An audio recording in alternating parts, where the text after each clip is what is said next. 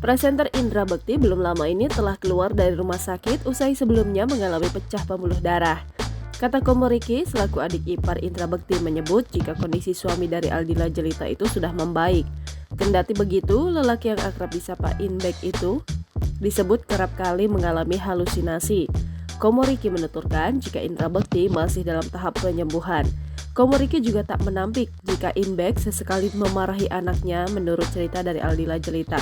Meskipun demikian, sejauh ini anak dan istri Indra Bekti itu paham betul tentang apa yang tengah dihadapi Indra Bekti.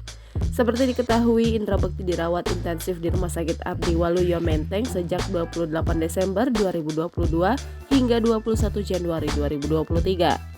Selama menjalani perawatan, dilakukan 3 kali operasi otak terhadap Indra Bekti akibat mengalami pecah pembuluh darah. Kemudian, Indra Bekti telah diizinkan pulang ke rumah usai menjalani perawatan intensif.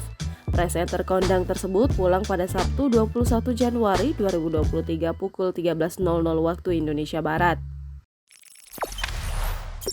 Jangan lupa subscribe, share, komen, dan like ya!